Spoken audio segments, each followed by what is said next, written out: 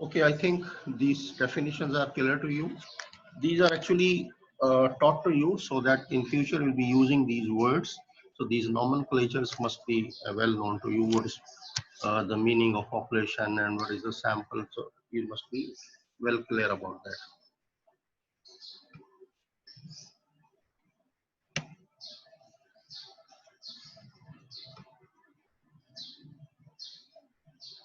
All the details you can go through. These are actually basis some pages from your book.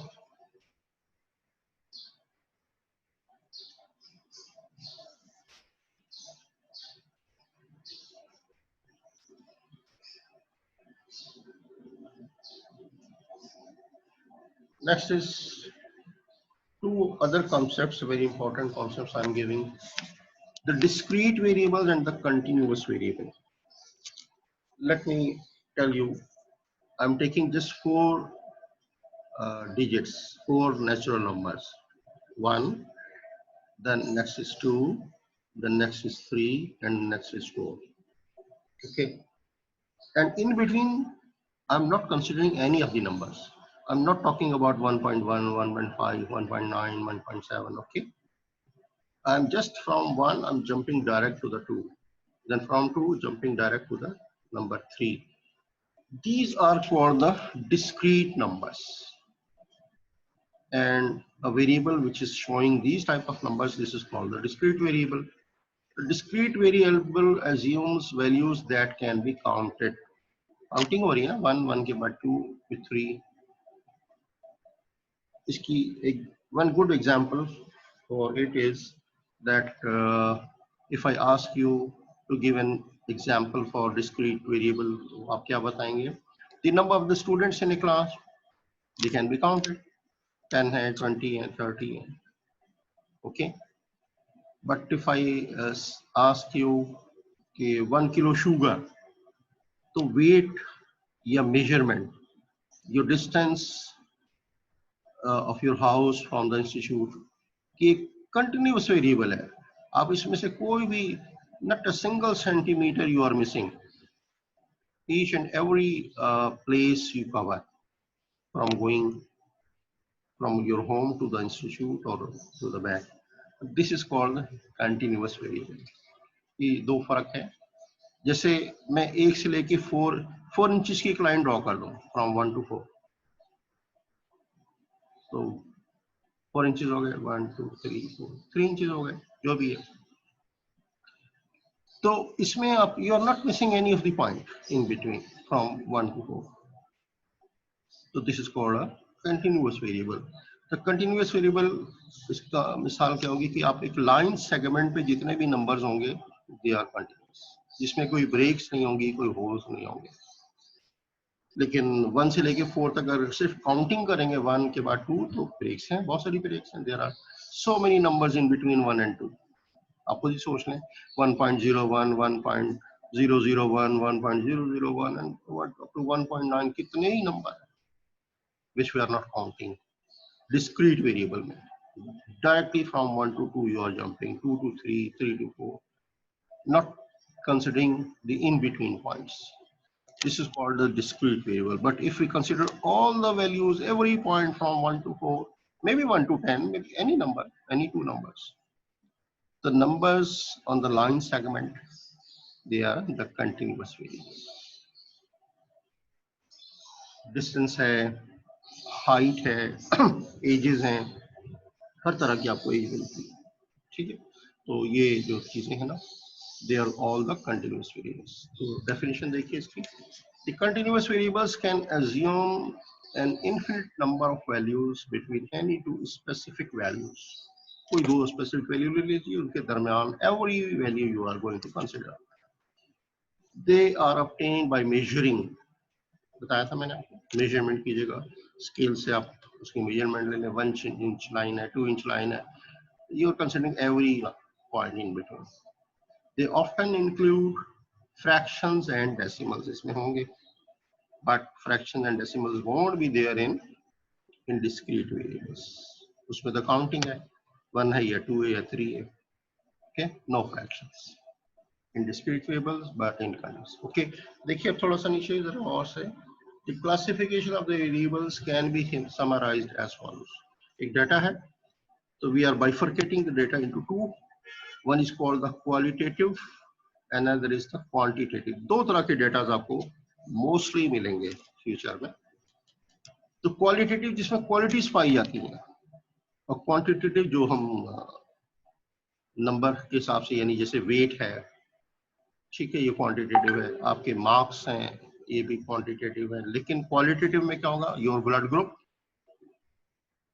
ठीक है, इसके अंदर आपके पास blood groups कितने हैं, 4 होते हैं. वो दोनों में पॉजिटिव नेगेटिव साथ साथ चलेगा, फिर ए, फिर बी और ए बी, बस, इससे ज्यादा ब्लड ग्रुप्स नहीं है. तो ये जो है वो है, ये सब कहलाता है क्वालिटेटिव डेटा. जैसे आपके ए ग्रेड, बी ग्रेड है, ये भी क्वालिटेटिव डेटा है, राइट. अब क्वांटिटेटिव में, क्वांटिटी जहां न्यूमेरिकल वैल्यूज आएंगी, उसमें दो तरह का है, या डिस्क्रीट होगा या कंटिन्यूअस डेटा होगा. ये क्वांटिटेटिव डेटा है, ठीक है. तो ये आपके डेटा की बाइफर्केशन है, मोटा मोटा आइडिया है. थोड़ा सा इसके बाद आगे चलते हैं.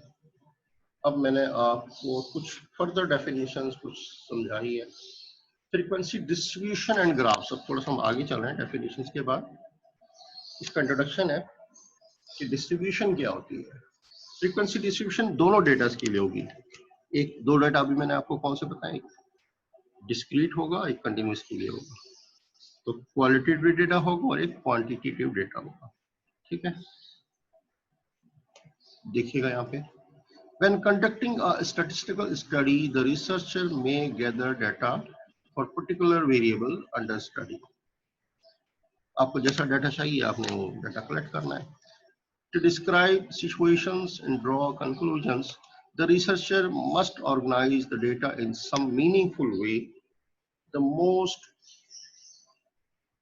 convenient method is to construct a frequency distribution. याद रखिएगा, आपका पहला टॉपिक ही यही है कि आपने डाटा लेने के बाद अब क्या बनाना है, frequency distribution. Most important thing. इसके बिना बनाए you can't draw the graphs and you can't draw very valuable informations from the data. ठीक है, ये डाटा कैसा है, स्टेबल है, मजबूत है, अनस्टेबल है, हैप्पैज़र्ड है, सारा कुछ आप जब कंक्लूड करते हैं, once you organise it in a tabular form, इस टेबुलर फॉर्म को ही आप क्या कहते हैं, फ्रीक्वेंसी डिस्ट्रीब्यूशन. ठीक है, चलिए आगे चलते हैं. The most convenient method is to construct a frequency distribution. After organizing the data, the researcher must present them so they can be understood easily. The most useful method of presenting the data is by constructing statistical charts and graphs.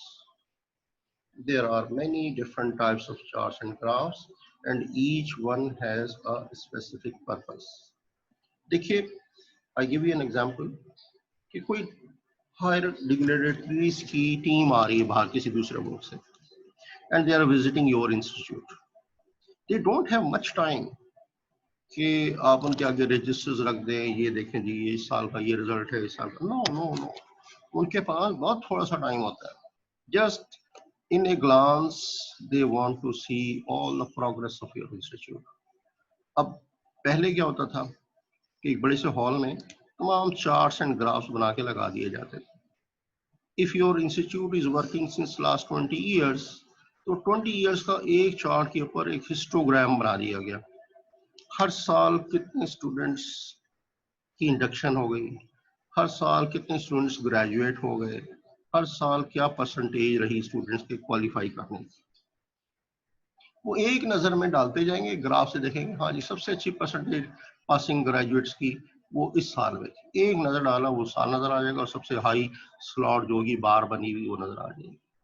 आप जब cricket का match देखते हैं इस तरह के बार charts भी देखते हैं ना, तो किस क्या कहते हैं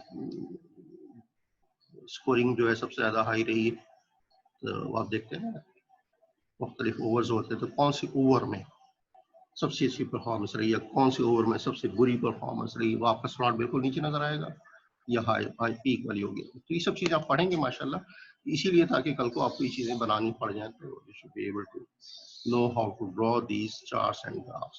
The charts and graphs save your time, and within few moments you can know much about the data. कि हम डेटा को पढ़ने की जरूरत ही नहीं होती है, हम उसी कंक्लूजन वहां से कर सकते हैं। अब फ्रीक्वेंसी डिस्ट्रीब्यूशन दो तरह की होंगे, दोनों अपने डेटा पढ़े हैं अभी। A frequency distribution is the organization of raw data in table form using classes and frequencies. ये फ्रीक्वेंसी डिस्ट्रीब्यूशन मैं बता रहा हूँ क्वांटिटेटिव डेटा की। अब जो क्वालिटेटिव डेटा है उसके लिए होगी कैटेगोरिकल फ्रीक्वेंसी डिस्ट्रीब्यूशन। उसका नाम क्या कहलाएगा? कैटेगोरिकल। कैटेगरीज होंगी ना वहाँ पे, जैसे ब्लड ग्रुप की कैटेगरी है या आपके ABCD ग्रेड्स हैं उनकी कैटेगरी है, तो ये कहलाता है कैटेगोरिकल डेटा। ये क्वालिटेटिव डेटा के लिए, और ऊपर वाला जो मैंने बताया वो होगा क्वांटिटेटिव डेटा जी। The categorical frequency distribution is used for data that can be placed in specific categories, बताया था, such as nominal or ordinal level data. For example, data such as political affiliations, religious affiliations, grades, etc. would use categorical frequency distribution. अब ये सारी चीजें अब आ गए हम practical side पर, न्यूमेरिकल प्रॉब्लम्स। ये करेंगे तो आपको समझ आएगी कि हमने ऊपर जो डेफिनेशन में पढ़ा उसको प्रैक्टिकली अब हम इसको कैसे हैंडल करेंगे। See an example, 25 army inductees were given a blood test to determine their blood type. नए नए आर्मी में लोग भर्ती किए जाते हैं तो उनका ब्लड टेस्ट किया जाता है, ताकि खुदा ना खास्ता कल को कहीं कोई ट्रेनिंग के दौरान किसी को शदीद किस्म की कोई चोट लगती है, जख्मी हो जाता है, तो उसको ब्लड चाहिए होता है, तो पहले से उसका डाटा हमारे पास तैयार हो कि उसका ब्लड ग्रुप क्या है, so that timely it should be provided to him. तो 25 ई आर्मी इंडक्टीज का डेटा है ब्लड ग्रुप का। The data set is as follows, आपके सामने है data A B B A B O and blah blah blah. इसमें plus minus की तशखीस नहीं दी हुई है, only the groups have been mentioned. Question क्या है आपका? Construct a frequency distribution for this data. अब ये डेटा कौन सा है? क्वालिटेटिव है या क्वांटिटेटिव है? ये है क्वालिटेटिव डेटा, ठीक है। तो अब इसकी भी हमने फ्रीक्वेंसी डिस्ट्रीब्यूशन बनाने, पहले इसको सीख लीजिए फिर हम क्वांटिटेटिव की बनाएंगे। That I am going to construct a frequency distribution for this qualitative data. See its solution. Since the data are categorical, discrete classes can be used. There are 4 blood types. These types will be used as the classes for the distribution. ये 4 हमारे पास blood groups हैं, A, B, O और AB। अब देखिए मैं एक लफ्ज लिख रहा हूँ नेक्स्ट कॉलम में, टैली। ए कॉलम में हमने लिख दिया क्लास, बी कॉलम में बनाएंगे टैली, सी कॉलम में बनाएंगे फ्रीक्वेंसी और डी कॉलम में बनाएंगे हम परसेंटेज। परसेंट लिखते हैं, परसेंटेज लिख रहे हैं। अब आप जरा वापस आइएगा पिछले डाटा पे जो गिवन था आपको। ए के लिए ये टैली क्या चीज होती है? जितने ए आपको डेटा में नजर आते जाएंगे उतनी लाइन आप लगाते जाए।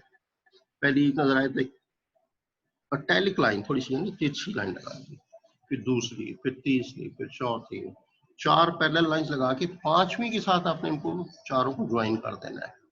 This is the way. ये पहला आपके पास नजर आ रहा है ना टैली मार्क्स के अंदर, इसको टैली मार्क्स कहते हैं। 4 पैरेलल लाइंस टैलिक्स में थोड़ी सी तिरछी, और the 5th line they will be joining these 4 parallel lines. इसी तरह 5 से ज्यादा हो गई तो देखिए अगला बी क्लास के लिए देखिए 5 बन गई, फिर 2 एक्स्ट्रा आगे चली गई, जितनी भी एक्स्ट्रा आएंगी 4। अगर 5 एक और बन रही तो दूसरा बंडल 5 का बन जाएगा। तो 5-5 के हमने बंडल्स बनाने, नॉट मोर देन 5। 6-7 का नहीं बनाना बंडल, मैक्सिमम 5। 4 तक है तो 4 पैरेलल लाइंस, जैसे ही 5th आया उसको ज्वाइन कर दीजिए जो आपके सामने बना हुआ है, राइट। अब देखिए मैं going back to the data, original data.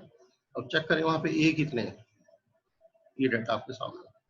पहले कॉलम में देखिए, in the first column A के बाद ओ है, बी है, फिर ए है, तो 2 ए आ गया पहले कॉलम में, एक आ गया दूसरे कॉलम में, 3 हो गए, नेक्स्ट में कोई नहीं है, उससे नेक्स्ट में 1 है, 4 हो गए, और लास्ट कॉलम में आखिर में 1 है, तो टोटल आर 5 एस। तो मैंने 5 लाइन लगा दी।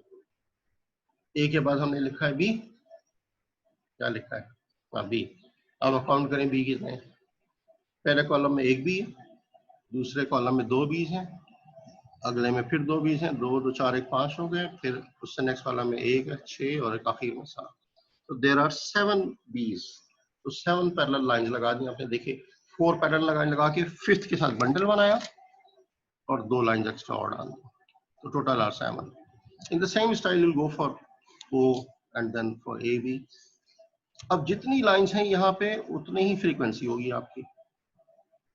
Getting my point? As many lines you have drawn in the tally marks, that will be your frequency. यहाँ पे 5 लाइनें थी, 4 पैरेलल और फिफ्थ उसको ज्वाइन कर रही, अगले में 5 और 2 7 7 लिख दिया, उससे नेक्स्ट ओ में देयर आर 9 तो 9 लिख दिया, ए बी में 4 थी।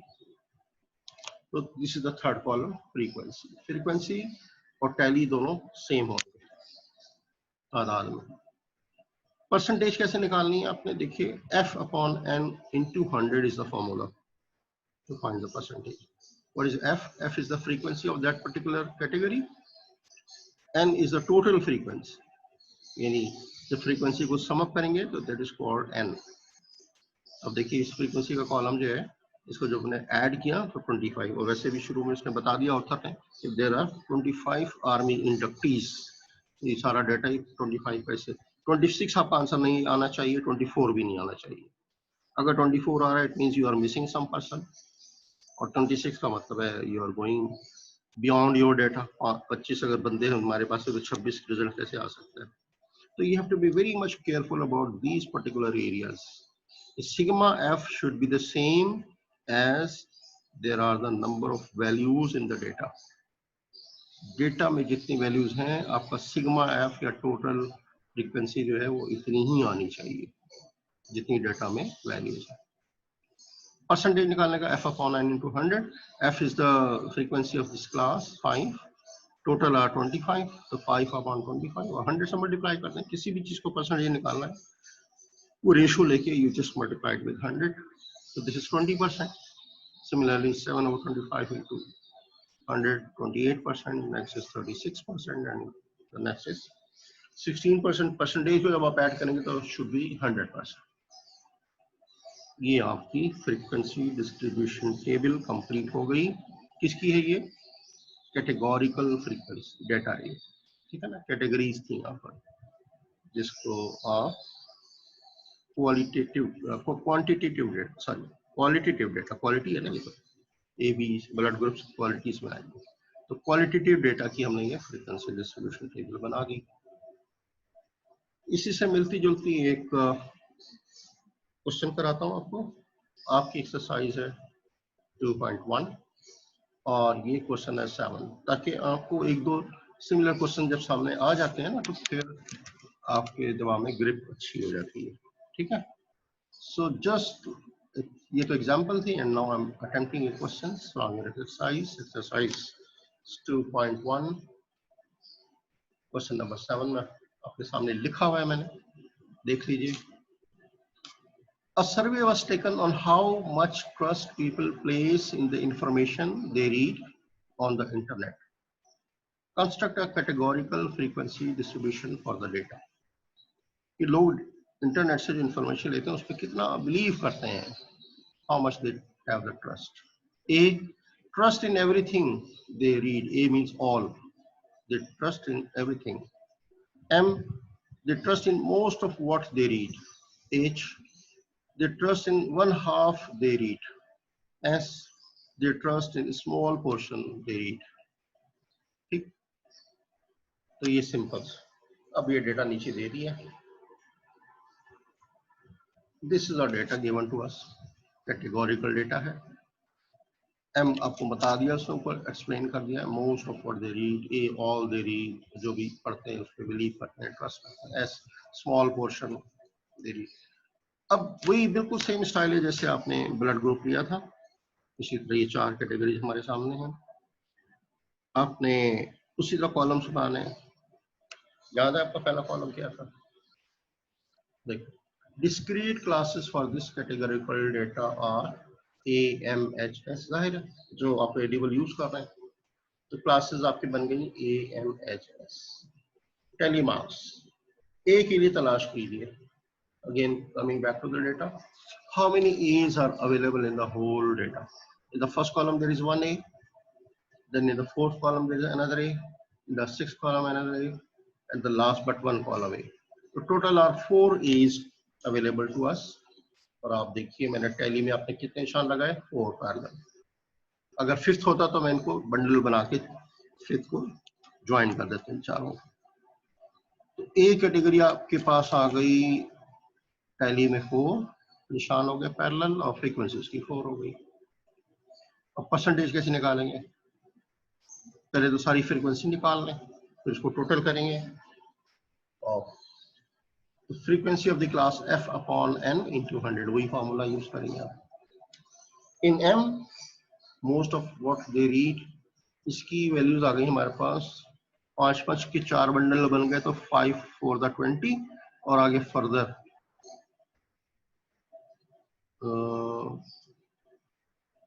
28 कैसे हो गए, 3 लाइन आगे फर्दर, ठीक है। 25 28 आ रहा है, तो इसमें बंडल एक और भी बन जाएगा, और 5 एक 5 की बंडल और शायद मिसिंग हो गया यहाँ पे, एक और बना लीजिएगा, तो 28 हो गया, तो 20 ये हो गया, फिर 25 हो जाएगा, फिर 3 फर्दर, तो 28 is the frequency. 28 by 40 into 100, 40 is the total, sigma f is a 40. We sum up all these frequencies, we are going to have 40 as the total. Age 1/2, जो लोग believe करते हैं, there are 6 people, 6 upon 40 into 100, 15% हो गया। S के लिए जो small portion वाले 2 लोग हैं, तो answer is 5। Clear? So it's quite similar. The question is totally same as we did in the categories. अब ये क्वेश्चन मैंने सॉल्व कर रखा है आपके लिए, दिस इज एन एग्जांपल, इसको मैंने सॉल्व कर दिया था, ये आप खुद देख लीजिएगा, वेरी सिंपल। इसमें थोड़ी सी फिगर्स और डायग्राम्स बनाई हैं, ये मैं आगे चल के आपके लिए बहुत सारे क्वेश्चन में बना रहा हूँ, इसको आप गो थ्रू कीजिएगा योरसेल्फ, ये सारी चीजें मैं आपको आगे पढ़ा रहा हूँ। ये हिस्टोग्राम कहलाते हैं, ये जो शेप होती है हिस्टोग्राम कहलाती है, इसको हम कहते हैं फ्रीक्वेंसी पॉलीगॉन, और इसको कहते हैं उजाइल। ये 3 बहुत इंपॉर्टेंट ग्राफ्स हैं जो आप बनाते रहेंगे। ये दूसरे एग्जाम्पल के लिए ना उसको छोड़ें, वो हम करेंगे अभी, बहुत सारे अच्छे डाटाज लेके और बनाएंगे, तो उसकी जरा डेसिमल है, आपको अभी समझना मुश्किल होगा, आप होल्ड कीजिएगा। अस्सलाम वालेकुम, अल्हम्दुलिल्लाह सर, थैंक यू। आप बताइए कैसे हैं?